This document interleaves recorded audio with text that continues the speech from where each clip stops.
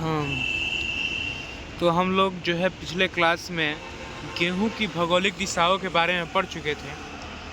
अब आगे का क्वेश्चन देखते हैं और आज ही जो ज्योग्राफी का दूसरा चैप्टर है कृषि, इसको पूरा समाप्त करने का कोशिश किया जाएगा।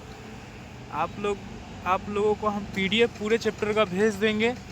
आप लोग उसको नोट करके अच्छे से याद कर लीजिएगा। इसी तरीके से कल अगले चैप्टर की भी पढ़ाई होगी, ठीक ना। ये बहुत बड़ा चैप्टर है और बहुत इम्पोर्टेंट चैप्टर भी है। इसमें से बहुत सारे क्वेश्चन बनते हैं, है ना। तो आगे हम एक महत्वपूर्ण क्वेश्चन की तरफ नज़र डालते हैं, हरित क्रांति। आखिर हरित क्रांति है क्या, है ना। इससे हमारे एग्ज़ाम में बहुत से क्वेश्चन पूछ चुके हैं और बहुत बार पूछ चुका है। बार बार आता है कि हरित क्रांति का संबंध किससे है, या हरित क्रांति से आप क्या समझते हैं। तो आखिर ये हरित क्रांति है क्या, इसके बारे में जानते हैं और पढ़ते हैं। देखो बाबू, भारत जो हमारा है ना, हमारा जो देश है वो एक कृषि प्रधान देश है।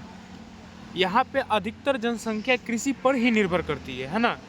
तो हम पहले के ज़माने में जो किसान हुआ करते थे उनके पास टेक्नोलॉजी नहीं था। वो बरसात के पानी पर जो है ना, बरसात के पानी पर खेती की सिंचाई करने के लिए निर्भर रहते थे, नदियों और तालाबों पर निर्भर रहते थे। लेकिन जहाँ पर बरसात नहीं होती थी, वर्षा नहीं होती थी, जहाँ पर नदी तालाब नहीं होते थे, तो वहाँ पर कृषि कैसे किया जाए और इतनी बड़ी आबादी का खान पान कैसे हो, खेती कैसे हो, ये बहुत बड़ी जो है ना मुश्किल है।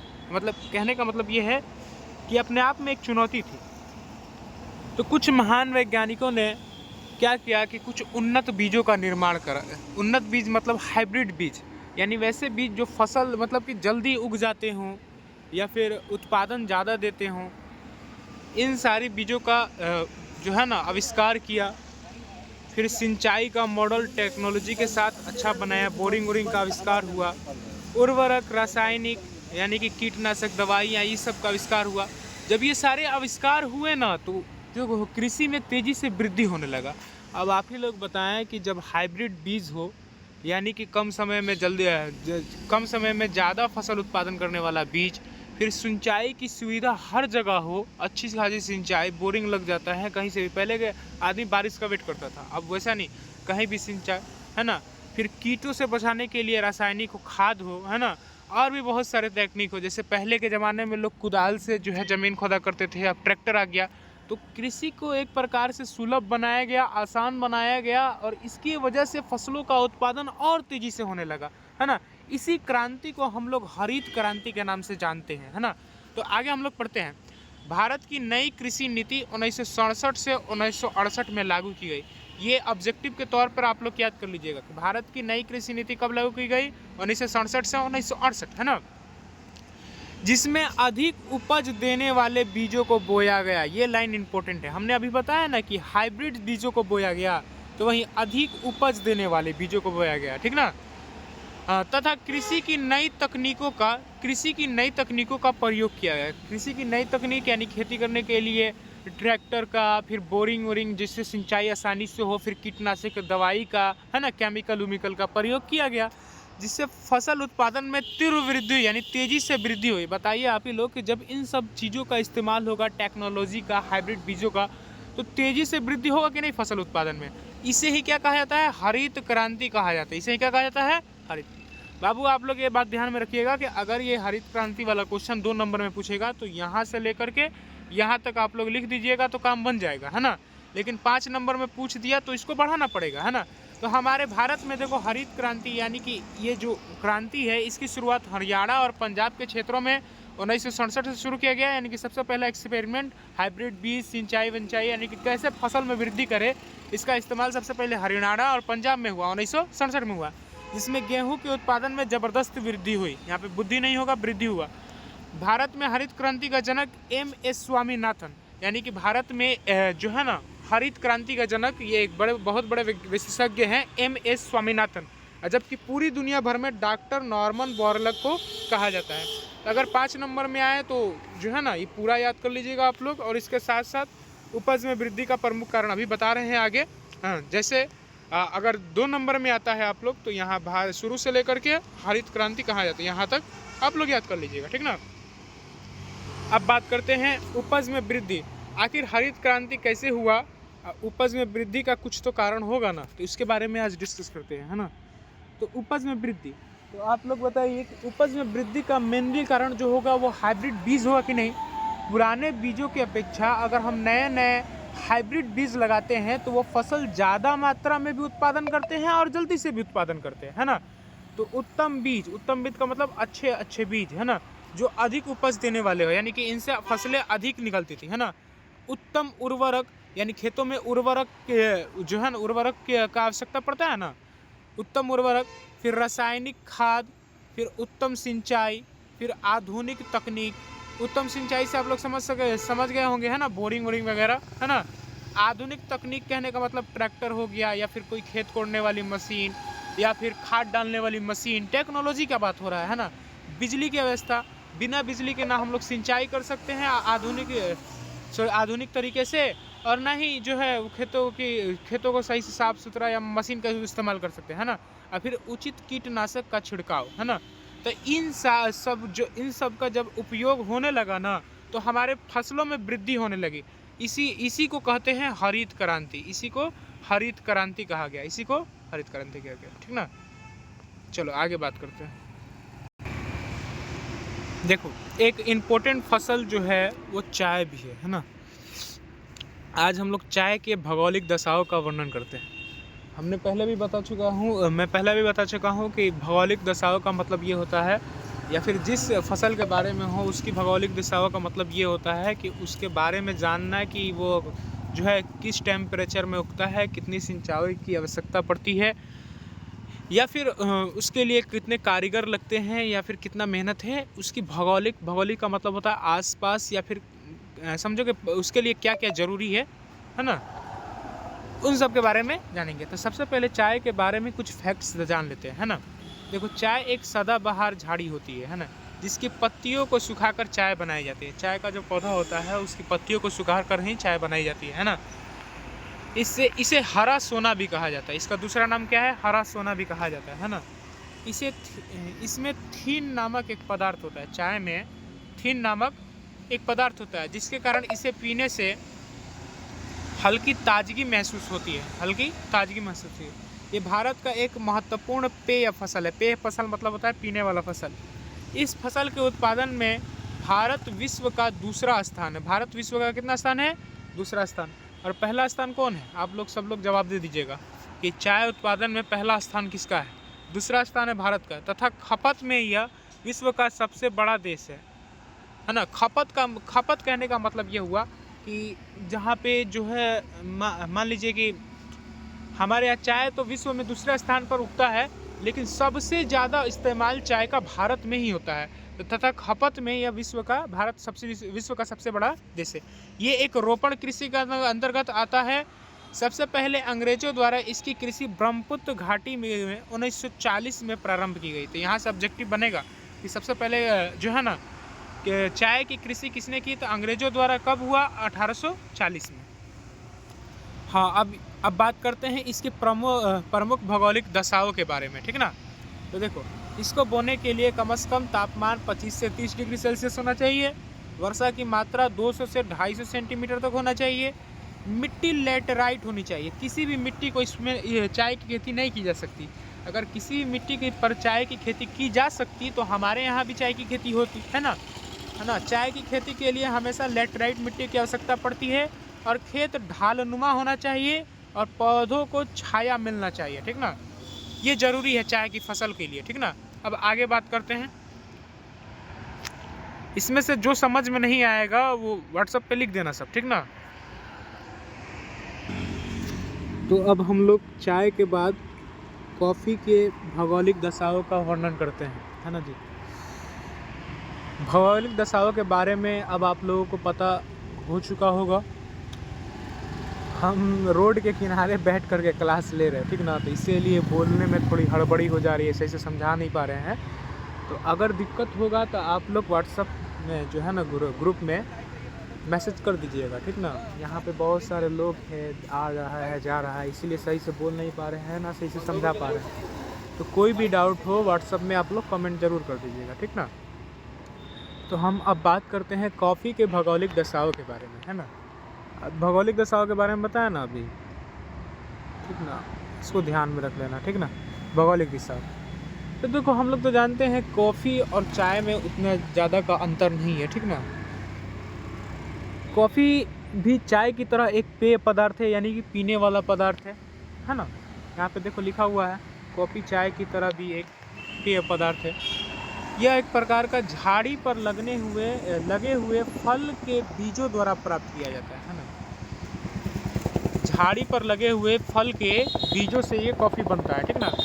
कॉफ़ी की 3 प्रमुख किस्में हैं, यानी कॉफ़ी 3 किस्म का होता है। एक होता है अरेबिका, दूसरा होता है लिबेरिका और तीसरा होता है रोबस्ता।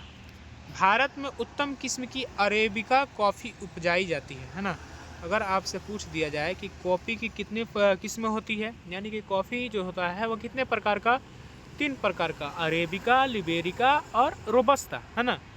और इन तीनों में सबसे उत्तम फसल कौन सा है, यानी कि सबसे अच्छी क्वालिटी का कॉफ़ी किससे उगता है, तो अरेबिका से। और भारत में अरेबिका की ही खेती की जाती है, जिसकी पूरे विश्व में मांग है। यानी कि भारत की जो खेती होती है, भारत में जो अरेबिका की खेती होती है, यानी कॉफ़ी का वो प्रकार जो अरेबिका होता है, इसका चूँकि ये उत्तम क्वालिटी का है, अच्छा क्वालिटी का है, इसलिए इसका पूरा विश्व में मांग है ना। भारत में यह आरंभ में यमन से लाया गया था। यमन एक देश का नाम है, ठीक ना। वहाँ से ये अरेबिका का कॉफ़ी लाया गया था, है ना, और बाबा बुदन की पहाड़ी पर लगाया गया था। अब बात आती है कि भैया बताइए कि जो है ये कॉफ़ी तो हमारी नस्ल का है नहीं, आया कहाँ से। तो अरेबिका का जो किस्म है कॉफ़ी का वो यमन से लाया गया था, और सबसे पहली बार भारत में बाबा बुदन की जो पहाड़ी है उस पर इसका जो है ना, इसको बोया गया था, ठीक ना। इसके फल को एकत्रित करने एवं बीजों को भून कर पीस कर कॉफ़ी पाउडर बनाने में काफ़ी मानव श्रम की आवश्यकता होती है। अब क्या किया जाता है कि जैसे देखो जो फसल बोया तो झाड़ी उगा, झाड़ी में फल उगा, फल के बीज को निकाला जाता है, और बीज को क्या किया जाता है, पहले भुना जाता है, और भून कर जो है फिर उसको पीसा जाता है। पीस करके जो पाउडर बनता है उसके इस्तेमाल से हम लोग जो है पेय पदार्थ कॉफ़ी के रूप में करते हैं, चाहे दूध में फेंट करके बनाओ या पानी में फेंट करके बनाओ, ठीक ना। तो इसमें मानव श्रम कहने का मतलब होता है कि इसको बनाने के लिए बहुत सारे लोगों को, कारीगर को, मजदूरों की आवश्यकता पड़ती है, ठीक ना। भारत में लगभग सभी कॉफ़ी दक्षिणी भारत में पाया जाता है, दक्षिणी भारत, है ना। दक्षिणी भारत कहने का मतलब भारत का साउथ वाला एरिया। साउथ एरिया में तुम्हारा कर्नाटक, फिर आंध्र प्रदेश, केरल, तमिलनाडु, ये सब राज्य आते हैं, है ना। तो देखो नीचे लिखा हुआ भी है, कर्नाटक भारत का सबसे बड़ा कॉफ़ी उत्पादक राज्य है ना। अगर आपसे यहाँ पे ऑब्जेक्टिव बना सकता है कि भारत के किस राज्य में कॉफ़ी का उत्पादन अत्यधिक होता है या फिर सर्वाधिक होता है, तो कर्नाटक में, ये याद कर लेना आप लोग, ठीक ना। यहाँ भारत की 70% कॉफ़ी का उत्पादन किया जाता है, 70%, यानी कि पूरे भारत में अगर 100% कॉफ़ी बन रहा है तो उसका 70% अकेले कर्नाटक में बनता है, ठीक ना। तमिलनाडु में नीलगिरी के पहाड़ियों पर भी कॉफ़ी की खेती की जाती है, और पूर्वोत्तर भारत में त्रिपुरा प्रमुख उत्पादक राज्य। पूर्वोत्तर का मतलब होता है भारत का पूर्व वाला हिस्सा। तो पूरब में आपका वो लोग आता है ना, नागालैंड, असम, है ना, त्रिपुरा, मिजोरम, तो उनमें सबसे ज़्यादा जो है ना त्रिपुरा में कॉफ़ी का उत्पादन होता है। अगर ऑल ओवर इंडिया बात करें कि पूरे इंडिया में सबसे ज़्यादा कहाँ, तो कर्नाटक में 70%। अगर पूर्वोत्तर भारत में बात करें हम लोग के तरफ, या फिर हम लोग की तरफ करें, हम लोग तो उत्तरी भारत में रहते हैं, नॉर्थ ईस्ट में बोले, है ना। पूर्वोत्तर में मतलब कि पूरब में, तो वहाँ पे त्रिपुरा, ये याद कर लेना आप लोग, ठीक ना। अब आगे बात करते हैं दाल के बारे में, है ना। दाल के उत्पादन में भौगोलिक दिशाओं को लिखे, है ना। चलो इसके बारे में हम लोग बात करते हैं, ठीक ना। देखो भारत में तो दाल अनेकों प्रकार का पाया जाता है ना, सब लोगों को पता ही होगा, सब लोग दाल खाता है। चलिए देखो पढ़ते हैं। भारत देश दाल के उत्पादन और उपभोक्ता में विश्व में सबसे आगे है। उत्पादन का मतलब हो गया, आप लोग समझते हैं कि पैदावार, यानी भारत में सबसे अधिक, पूरे विश्व में अगर बात किया जाए कि दाल सबसे अधिक कहाँ पैदा होता है, तो भारत में ही पैदा होता है। और उपभोक्ता का मतलब होता है खपत या फिर बेचना। ये एक दूसरे, जैसे हमने दाल उत्पादन किया तो मान लो कि जब दाल आवश्यकता से अधिक होता है, किसी भी घर, कोई भी घर है, मेरा घर है, और उसमें कोई हम खेती करते हैं, हमको खेती हम मान लो कुछ बीघा में खेती करते हैं, हमको मेरे घर में चावल ज़्यादा है तो खाने पर ना आदमी खाता है और एक्स्ट्रा बचता है तो बेच देता है ना।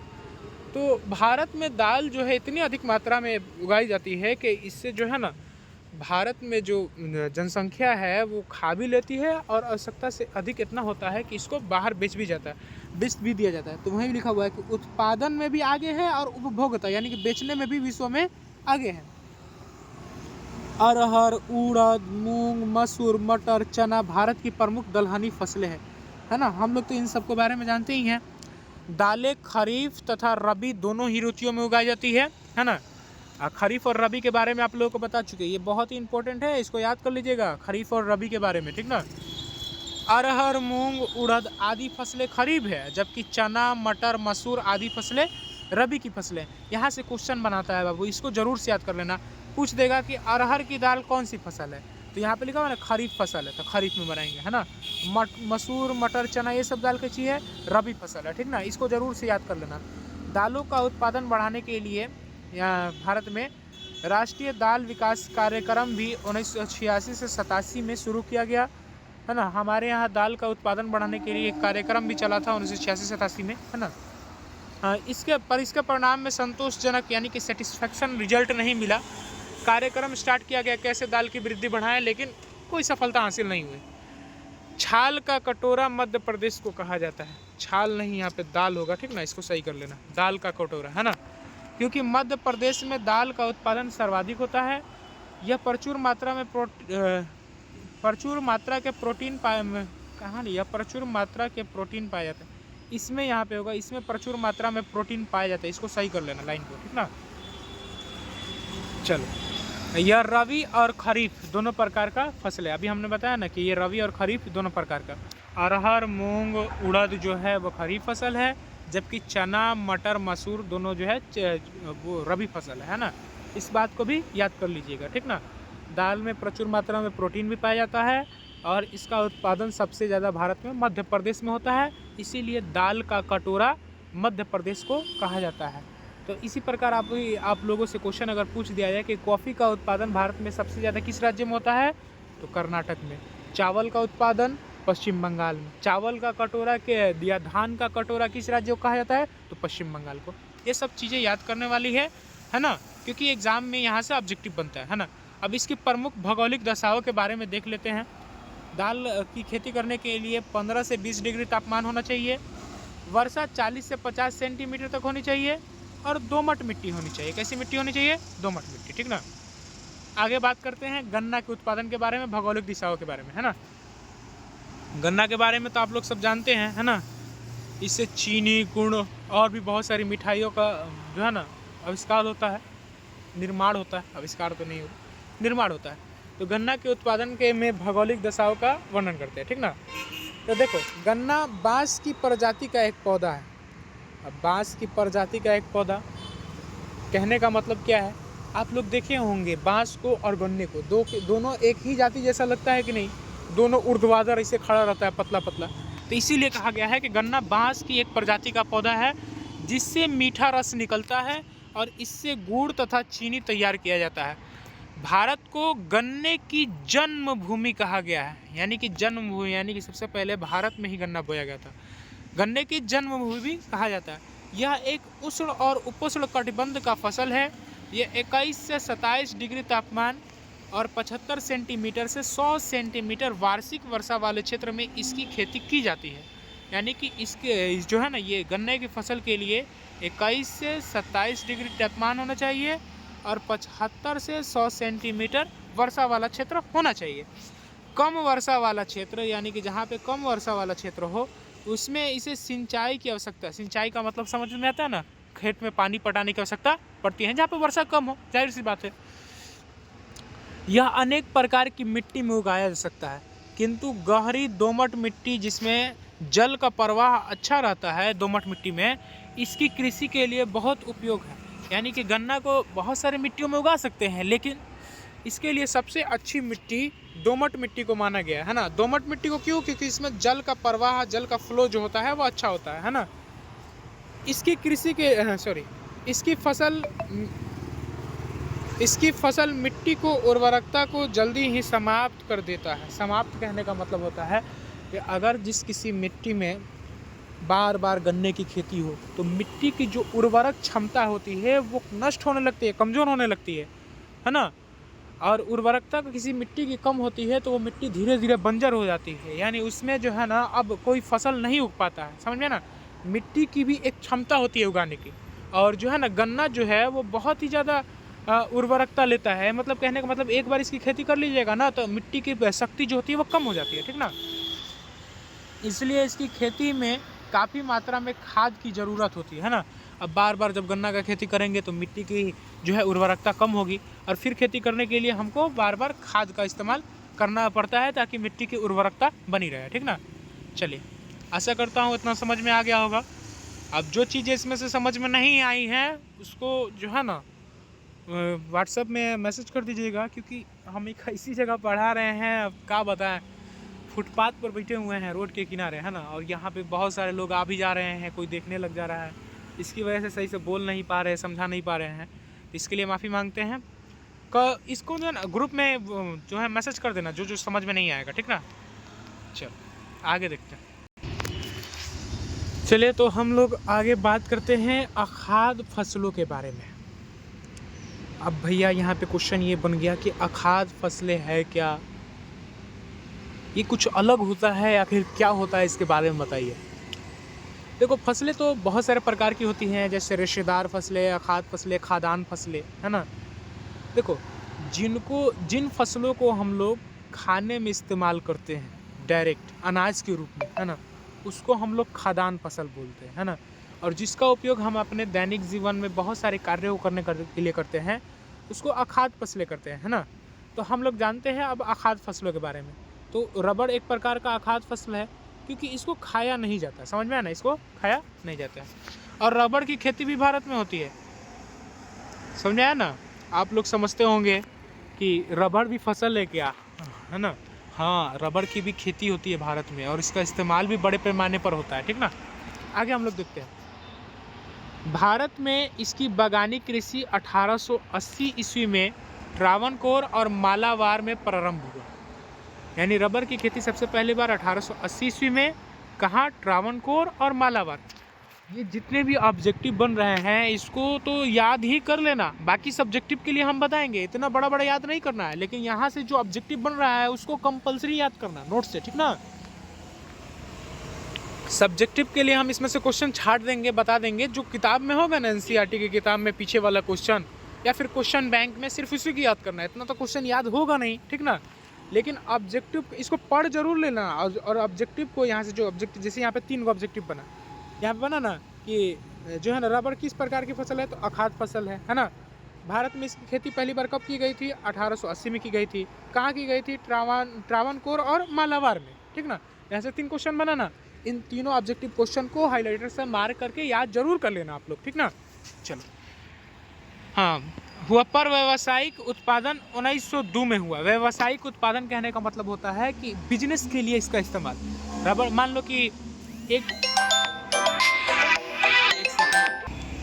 हाँ, तो हम बता रहे थे देखो, सबसे पहली बार तो 1880 में खेती हुआ, लेकिन व्यावसायिक यानी बिजनेस के लिए सबसे पहली बार 1902 में इसका खेती प्रारंभ हुआ, है ना।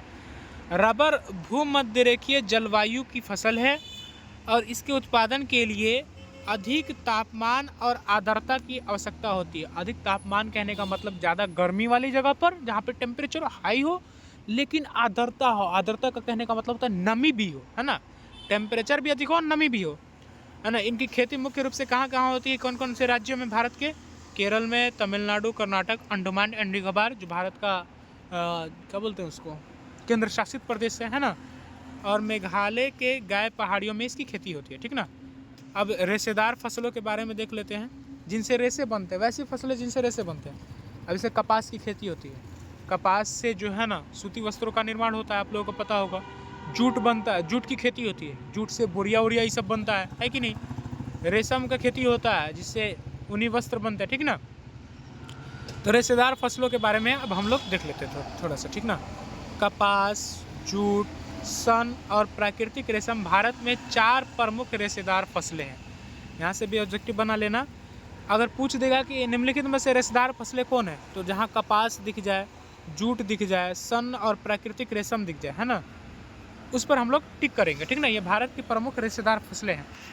इनमें से प्राकृतिक रेशम रेशम के कीड़ों के कोकून से प्राप्त होता है ना, आप लोग को पता ही होगा। रेशम जो होता है वह रेशम के कीड़ों से बनता है, ठीक ना।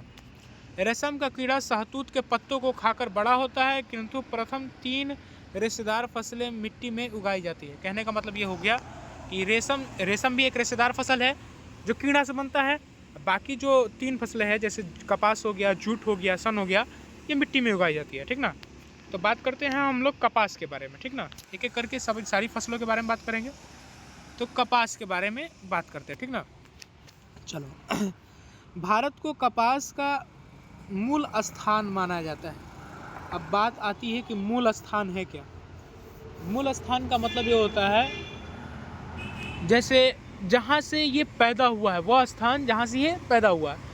तो सबसे पहले कपास जो है भारत से, हम ये नहीं कह सकते हैं कि सबसे पहले भारत में ही इसकी खेती की गई थी, लेकिन भारत में इतनी मात्रा में कपास सबसे पहले पाया जाता था, इसीलिए कपास का मूल स्थान भारत को ही माना जाता है ना। चलो आगे देखते हैं। सूती वस्त्र उद्योग के लिए यह कच्चा माल प्रदान करता है। हम लोग जानते हैं कि कपास की जो खेती होती है उससे जो रुआ निकलता है उससे सूती का वस्त्र बनता है ना।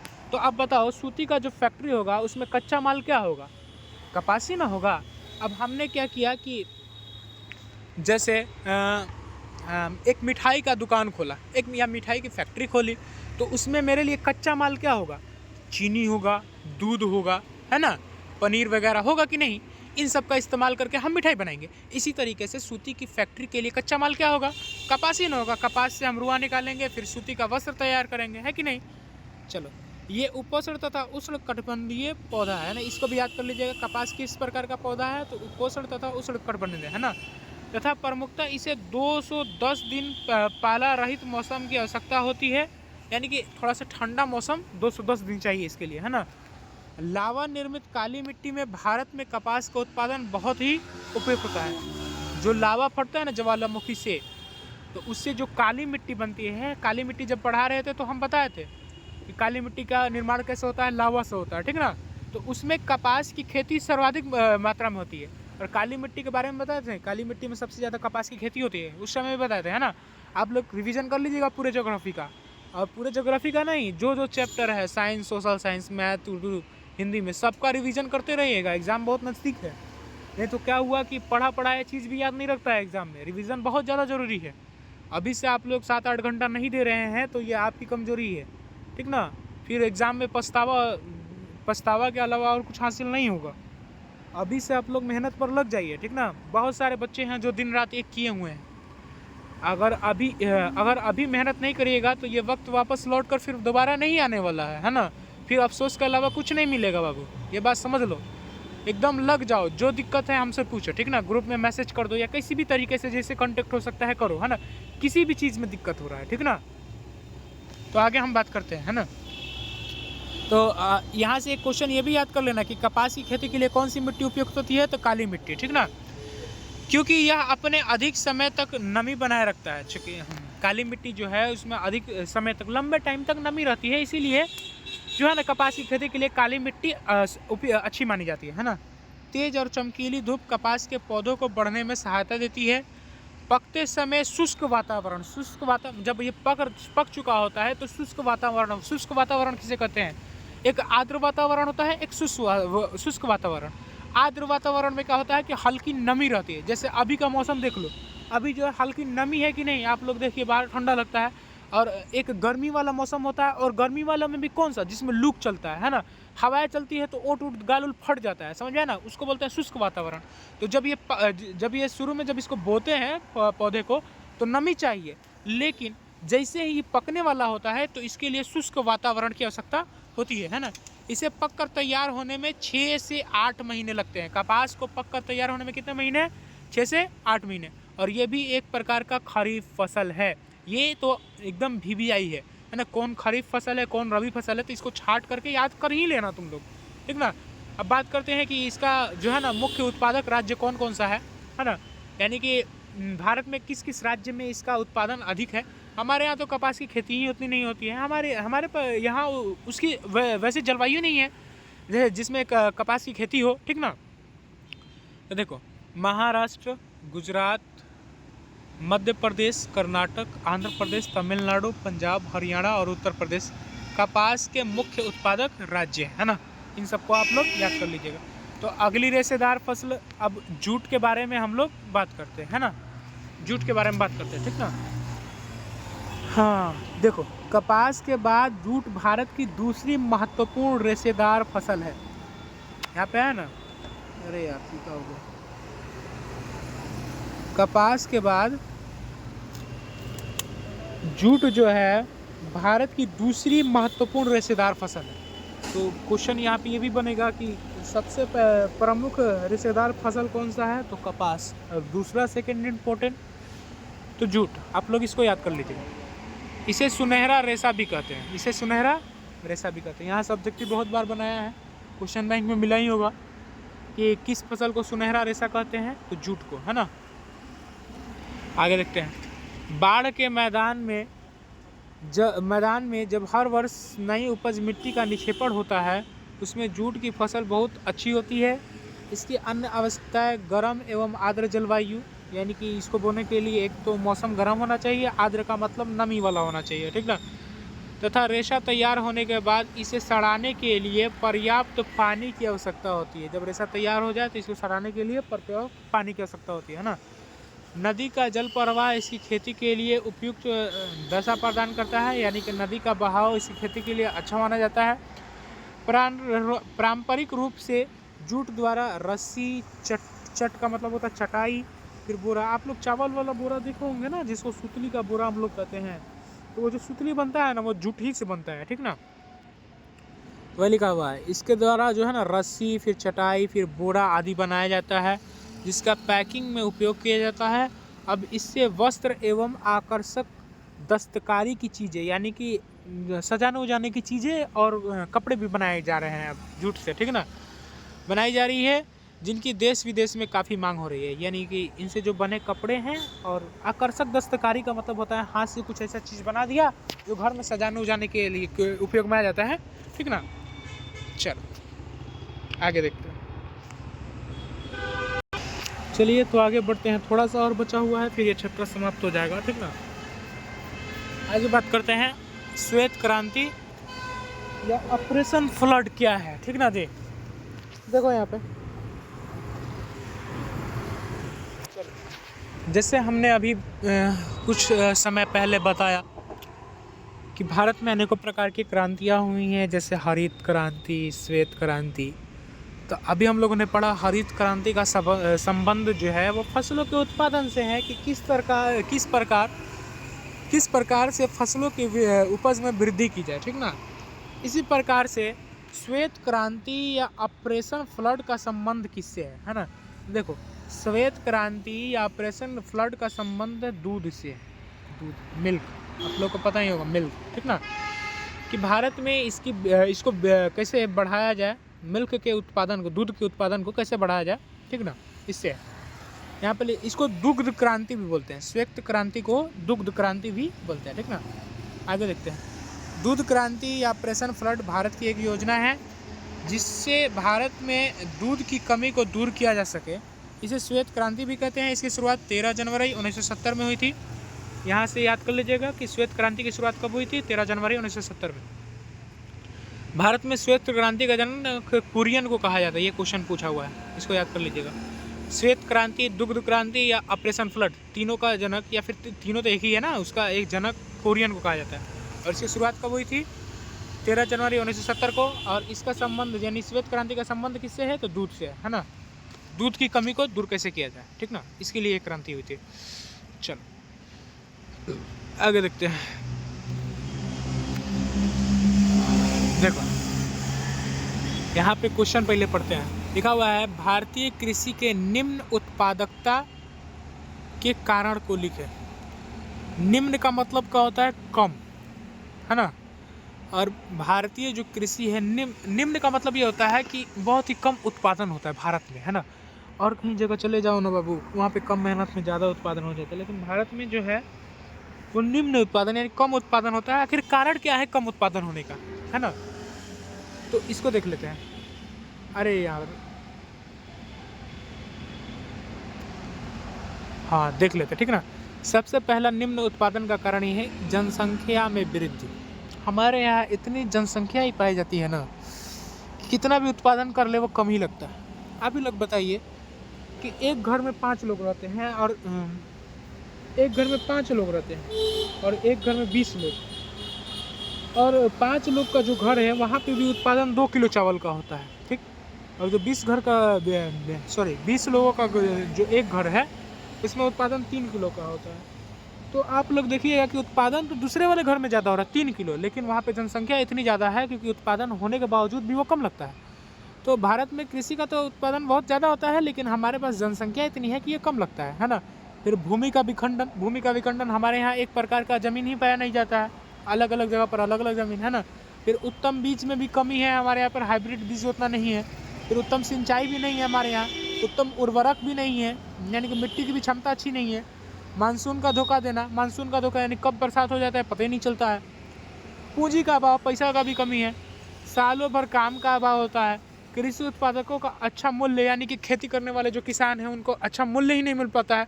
अब बताओ कि कोई भी खेती क्यों करेगा, जब मतलब क्यों करता है? एक तो अपना पेट भरने के लिए, और दूसरा कमाने के लिए। जब उसकी फसल अच्छी कीमत पर बिकेगी ही नहीं तो वो फसल खेती क्यों करेगा, है ना। तो कृषि उत्पादक का उचित मूल्य नहीं मिला, यानी कि किसानों को उचित मूल्य नहीं मिलता है, इसीलिए भी उत्पादन कम होता है। फिर आधुनिक कृषि को तकनीक का सीमित करना, यानी कि हमारे यहाँ टेक्नोलॉजी की भी कमी है, ठीक ना। इसकी वजह से भारतीय कृषि में जो है ना, कृषि का उत्पादन होता है वो कम होता है, निम्न होता है, ठीक ना। ये मुख्य कारण है, इसको याद कर लीजिएगा। आप लोग बना सकते हैं यहाँ से 5 नंबर भी और 2 नंबर भी बना सकते हैं, ठीक ना। इसको याद कर लीजिएगा। देखो अब एक और क्वेश्चन है, बहुत ही अच्छा क्वेश्चन पूछा हुआ है कि व्यापारिक कृषि और निर्वाहक कृषि में क्या अंतर है ना। व्यापारिक कृषि और अरे हाँ, क्या बात कर रहे थे? व्यापारिक कृषि और निर्वाहक कृषि में क्या अंतर है? देखो नाम से ही स्पष्ट है, व्यापारिक कृषि, है ना, और निर्वाहक कृषि। व्यापारिक कृषि का मतलब कहने का मतलब ये हो गया कि वैसी कृषि जिसको हम लोग जो है ना व्यापार करने के लिए कर रहे हैं, यानी कि फसल तो उत्पादन कर रहे हैं लेकिन बिजनेस करने के लिए, बेचने के लिए अपनी फसल को, या फिर उसके जरिए से हम फैक्ट्री में जो है ना अलग अलग चीज़ों का निर्माण कर रहा है, ठीक ना।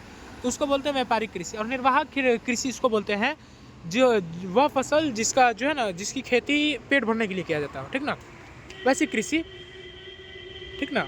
वह कृषि जिसको देखो अभी पढ़ लेंगे तो समझ में आ जाएगा। अभी रोड पे है ना, इधर उधर से ध्यान समझाने में नहीं बन पा रहा है, ठीक ना। ध्यान कभी इधर उधर, ठीक ना, देख लेते हैं थोड़ा सा। व्यापारिक कृषि देखो यहाँ पे लिखा हुआ है, वैसा कृषि जिसका उत्पादन व्यापार के दृष्टिकोण से किया जाता है, जिसे व्यापारिक कृषि कहा जाता है। जैसे चाय, कॉफ़ी, रबर है ना, इसका इस्तेमाल, इसका खेती क्यों करता है आदमी? ताकि इसको बेचे, है ना। बताओ आप ही लोग, चाय पेट भरने के लिए होता है, कॉफ़ी पेट भरने के लिए होता है, या फिर रबर को हम लोग खाते हैं? नहीं ना, इसको व्यापार करने के लिए ना। आप लोग एक क्वेश्चन का जवाब दीजिएगा तो कपास व्यापारिक कृषि होगा या फिर निर्वाहक कृषि होगा, है ना। आप लोग इस क्वेश्चन का जवाब जरूर दीजिएगा, ठीक ना। चलो, इसमें किसान नए नए तकनीकों का उपयोग करता है फसल को उत्पादन करने के लिए, ठीक ना। चलो निर्वाहक कृषि के बारे में देख लेते हैं। वैसा कृषि जो जीवन निर्वाह के लिए किया जाता हो, निर्वाहक कृषि कहलाता है। इसमें पूंजी का अभाव होता है, कमी होता है, तथा किसानों की स्थिति दयनीय होती है। जैसे गेहूँ, धान, मक्का, ये सब जो है वो खाने पीने वाली फसलें हैं ना। गेहूँ है, धान है, मक्का है, और इसको आदमी बोता ही है घर परिवार चलाने के लिए, ठीक ना। इसीलिए इसको जीवन निर्वाहक कृषि भी कहते हैं। चलो इसको आप लोग अच्छे से समझ लीजिएगा, ठीक ना। आगे देखते हैं, स्थानांतरित कृषि से आप क्या समझते हैं, है ना जी। देखो, इसे झूम कृषि या काटो या जलाओ कृषि के नाम से भी जाना जाता है। झूम कृषि या काटो और जलाओ कृषि के नाम से भी जाना जाता है स्थानांतरित कृषि को, ठीक ना। जिसमें पेड़ पौधों और झाड़ियों को काट कर आग लगा दी जाती है और उस स्थान पर खेती किया जाता है, जिसे स्थानांतरित कृषि कहते हैं, ठीक ना। इसमें क्या किया जाता है, पेड़ पौधों और झाड़ियों को काट करके आग लगा दिया जाता है और उस स्थान पर खेती किया जाता है, जिसे स्थानांतरित कृषि कहते हैं। यह भारत के पूर्वोत्तर राज्य, पूर्वोत्तर में जैसे हमारे यहाँ नॉर्थ ईस्ट, असम, मेघालय, नागालैंड, त्रिपुरा, मिजोरम, मणिपुर, सिक्किम वाला इलाका जो है उसको बोलते हैं पूर्वोत्तर राज्य, है ना। असम, मेघालय में इसका जो है ना स्थानांतरित कृषि या झूम कृषि का ज़्यादा मात्रा में क्या किया जाता है, कृषि किया जाता है। समझ लीजिएगा आप लोग, थोड़ा समझाने में दिक्कत हो रहा है, ठीक ना। रोपण कृषि क्या होता है इसके बारे में देख लेते हैं, है ना। यह एक प्रकार की व्यापारिक कृषि है। व्यापारिक कृषि हमने बताया ना कि वह कृषि जिसको व्यापार के लिए ही किया जाता है उसे व्यापारिक कृषि कहते हैं, है ना। तो रोपण भी एक प्रकार का व्यापारिक कृषि है, जिसे बागानी कृषि भी कहा जाता है। इसमें कुशल श्रमिक के द्वारा बृहद पैमाने पर फसल का उत्पादन किया जाता है। कुशल यानी कि वैसे श्रमिक कि कोई भी मजदूर नहीं, जो जानकारी रखने वाला मजदूर, एक्सपीरियंस मजदूर, है ना, उसको बोलेंगे। उसको बृहद पैमाने पर मतलब बहुत ज़्यादा मात्रा में मजदूरों की आवश्यकता पड़ती है ना। जैसे चाय, कहवा, ये कॉफ़ी का ही नाम है कहवा, है ना। गन्ना, कॉफ़ी, यहाँ पर 2 लिख दिया, कॉफ़ी और कहवा एक ही होता है ना, केला इत्यादि, है ना। ये सब रोपण कृषि है, ठीक है, इसको समझ लेना आप लोग। अगले देख लेते हैं। देखो, भारतीय कृषि में किस प्रकार से सुधार लाया जा सकता है, ये क्वेश्चन बनाएगा, ठीक है ना, इसको ध्यान में रखना। यानी भारत की जो खेती होती है इसमें किस तरीके से सुधार लाया जा सकता है ना। देखो, ये तो अपने से लिखने वाला क्वेश्चन है, आप लोगों को पता ही होगा। उत्तम बीजों का उपयोग कर लें, या फिर सिंचाई उंचाई की व्यवस्था अच्छी कर ले, या फिर क्या करें, फसलों का दाम बढ़ा दे तो किसान शौक से खेती करेंगे, ठीक ना। ऐसे तो अपने से बहुत सारे आंसर लिख सकते हैं, लेकिन जो इसमें नोट्स में लिखा हुआ है उसको पढ़ लेते हैं, ठीक ना। देखो यहाँ पे भारत की खेती में किस प्रकार से सुधार किया जा सकता है, तो आगे लिखा हुआ है पहला, यहाँ पर निम्नलिखित उपाय लिख दिया हुआ है। जैसे पहला उपाय है, सरकार को किसानों के लिए उत्तम बीज, हाइब्रिड बीज, उत्तम उर्वरक खाद उर्वरक का मतलब खाद होता है, एवं अच्छे सिंचाई का प्रबंधन करना चाहिए। जब ये तीनों चीज़ मिलेगा तभी ना हम लोग कृषि में सुधार कर पाएंगे। फिर दूसरा, ट्रैक्टर खरीदने के लिए किसानों को सस्ते ब्याज दर पर लोन देना चाहिए, यानी कि ट्रैक्टर को मतलब कम टैक्स पर लोन पर मिल जाना चाहिए, है ना। हालांकि हमारे भारत में ट्रैक्टर सबसे कम टैक्स पर ही मिलता है ना। कृषि से संबंधित जितने भी वस्तुएं हैं उस पर टैक्स कम ही लगता है, ठीक ना। फिर तीसरा देख लेते हैं, किसानों को किसान क्रेडिट कार्ड प्रदान करनी चाहिए। चौथा, कुल कृषि भूमि का लगभग 75% भूभाग पर खाद्यान्न फसल उगाना चाहिए। खाद्यान्न फसल किसे बोलते हैं आप लोग को पता होगा, खाने वाली फसलों को, जैसे धान, गेहूँ, है ना, इसको खाद्यान्न फसल बोलते हैं, धान, गेहूँ, मक्का वगैरह को, ठीक ना। तो अगर मेरे पास भूमि है 100 कट्ठा, तो उस पर 75 कट्ठा पर हमको खाद्यान्न कृषि ही करनी चाहिए। इससे क्या होगा कि एक तो आपका देश भूखा नहीं मरेगा, है ना, और ऊपर से खाद्यान्न फसलों की जो है ना मांग जो है विश्व भर में अधिक होती है ना। आदमी सबसे पहले खाने पीने के न देखता है, तब ना आविष्कार देखेगा। और पांचवा, टेलीविज़न के माध्यम से लोगों को शिक्षित और जागरूक करना चाहिए, यानी कि टीवी से जो है ना प्रचार प्रसार करके लोगों को बताना चाहिए कि कृषि क्यों ज़रूरी है, कृषि नहीं करेंगे तो फिर कैसे खाएंगे, या फिर किस प्रकार से अच्छी क्वालिटी का फसल उगा सकते हैं, कैसे खेती करनी चाहिए। ये सब शौक जॉब लोगों के दिल में डालना चाहिए, तभी जा करके भारतीय कृषि में सुधार हो पाएगा, ठीक ना। चलो, एक पेज और बचा है, वो एक पेज थोड़ा सा है, पूरा पेज नहीं है ना, उसको पढ़ करके ख़त्म कर देते इस क्लास को। तो अब हम लोग आगे का क्लास देखते हैं, उसके बाद कुछ ऑब्जेक्टिव कर लिया जाएगा, ठीक ना। सब यहीं से क्लियर हो जाएगा, ऑब्जेक्टिव सब्जेक्टिव सब, ठीक ना। चलो देख लेते हैं। पशुपालन का अर्थ यहाँ पे पूछा हुआ है, ठीक ना। पशुपालन का अर्थ क्या हुआ, इसको पढ़ लेते हैं।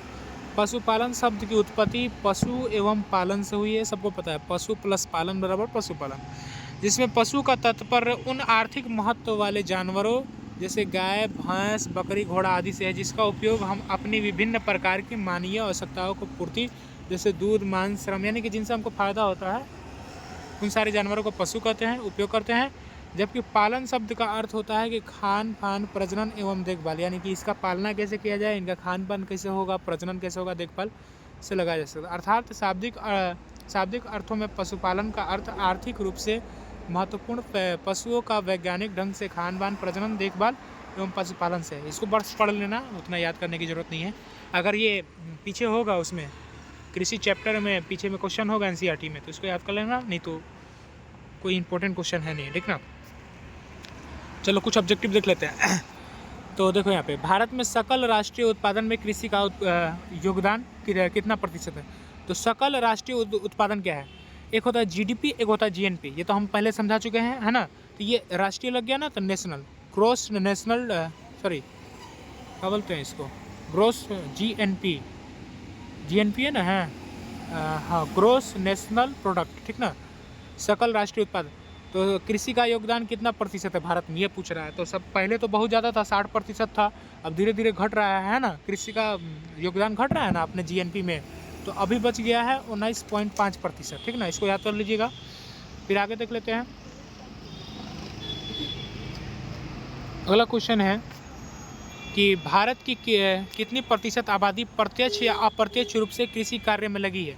अब प्रत्यक्ष का मतलब होता है डायरेक्ट, और अप्रत्यक्ष का मतलब होता है इनडायरेक्ट, यानी ये खेती के काम में भारत की कितनी प्रतिशत आबादी डायरेक्ट या इनडायरेक्ट किसी भी प्रकार से लगी है? तो 53.8% आबादी, है ना, इसको याद कर लीजिएगा।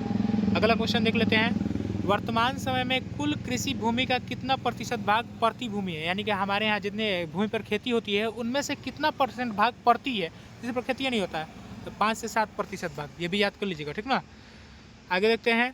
भारत के कुल भूभाग का कितना प्रतिशत भाग मैदानी है? यानी हमारे यहाँ जितना ज़मीन है वहाँ पर कितने प्रतिशत भाग, ज़मीन का कितना प्रतिशत भाग मैदान है? तो ये तो बता चुके हैं ना, 43%, इसको याद कर लीजिएगा। आगे देख लेते हैं। भारत में लगभग 2/3 लोगों की जीविका आधारित है, किस पर आधारित है भाई? कृषि पर आधारित है, ठीक ना। चलो आगे फिर देख लेते हैं अगला क्वेश्चन। झूम कृषि किस प्रकार की कृषि? अभी हमने बताया ना, झूम कृषि के एक स्थानांतरित कृषि है, तो इसको याद कर लीजिएगा। भारत के किस राज्य में सोपानी या सीढ़ीनुमा, तो सीढ़ीनुमा पहाड़ों पर खेती होती है? बिहार में पहाड़ है जी? नहीं है। पंजाब में है? नहीं है। हरियाणा में है? नहीं है। लेकिन तो इसका सही आंसर क्या हो जाएगा? उत्तराखंड। क्या हो जाएगा? उत्तराखंड। चलो, यहाँ पर सोपानी कृषि होती है, यानी कि सीढ़ी बनाकर। हमारे बिहार में सीढ़ी बनाकर खेती होती है, पंजाब में होती है? नहीं होती है। इन तीनों में नहीं होती है, कच्ची हो जाएगा सही आंसर उत्तराखंड। आगे देख लेते हैं। झूम खेती भारत के किस भाग में की जाती है? तो अभी बताया ना, पूर्वोत्तर भाग। पूर्वोत्तर में आपका असम है ना, मेघालय, फिर नागालैंड, फिर त्रिपुरा, फिर मिजोरम, फिर मणिपुर, है ना, ये सब राज्य आते हैं, ठीक ना। तो झूम कृषि कहाँ? पूर्वोत्तर भाग में, ठीक ना। आगे देख लेते हैं। निम्नलिखित में से कौन उस कृषि की प्रणाली को दर्शाता है जिसमें एक ही फसल लंबे चौड़े क्षेत्र में उगाई जाती हो? तो रोपण कृषि। रोपण कृषि, एक ही फसल लंबे चौड़े। रोपण कृषि में अभी बात किया ना, चाय, है ना, फिर कॉफ़ी, फिर गन्ना नहीं होगा, यहाँ पे हाँ, केला एक रोपण कृषि है। आप लोग देखें, केला की खेती होती है तो कितने लंबे चौड़े क्षेत्र में उगाई जाती है ना। तो ये बोला है कि निम्नलिखित में से कौन सा उस कृषि का प्रणाली को दर्शाता है जिसमें एक ही फसल को लंबे चौड़े क्षेत्र में उगाया जाता है? तो रोपण कृषि। आगे देख लेते हैं। लिखा हुआ है कि इसमें कौन सा यंत्र का मतलब होता है मशीन, प्रारंभिक जीविका कृषि कार्य के लिए उपयोग। प्रारंभिक का मतलब होता है शुरू में, है ना। तो आप ही लोग बताइए, उपयोग नहीं है, नहीं पूछ रहा है ना, तो नहीं में क्या हो जाएगा? ये तो शुरू में इस्तेमाल होता है, हल, खुरपी, कुदाल तीनों का होता है। ट्रैक्टर हो जाएगा, ट्रैक्टर का इस्तेमाल शुरू में नहीं होता था, ठीक ना, जीविका कृषि के लिए, ठीक। चलो आगे देखते हैं। चलिए हम लोग आगे का ऑब्जेक्टिव देख लेते हैं कुछ। देखो यहाँ पे लिखा हुआ है, निम्नलिखित में से किस फसल की खेती रोपण कृषि के अंतर्गत आती है? तो धान रोपण है जी? नहीं है। गेहूँ है? नहीं है। कपास है? नहीं है। चाय हो जाएगा सही आंसर, ठीक ना। यहाँ पे लिखो, निम्न में से कौन रोपण फसल नहीं है? रोपण फसल नहीं है, आप लोग ये बताइए। गन्ना तो रोपण फसल है, ठीक ना, चाय भी है और रबड़ भी है। तो यहाँ पे कौन हो जाएगा? गेहूँ। गेहूँ एक खाद्यान्न फसल है, ठीक ना। चलो आगे बात करते हैं, ठीक ना। रबी फसल की बुआई किस माह में की जाती है? तो अक्टूबर नवंबर, आप लोग याद कर लीजिएगा। हम बता चुके हैं पहले भी। जायद फसल का उत्पादन किस मौसम में होता है? तो गर्मी में होता है, ठीक ना। चलो, निम्नलिखित में से कौन एक खरीफ फसल है? तो चावल है, इसको याद कर लेना। निम्नलिखित में से कौन एक रबी फसल है? तो आप लोग बताइए, रबी फसल कौन सा है? चना है। निम्नलिखित में से कौन खरीफ की फसल है? खरीफ की फसल तो चावल भी है, मक्का भी है, कपास भी है, 3 में से सभी हो जाएगा, ठीक ना। आगे देख लेते हैं।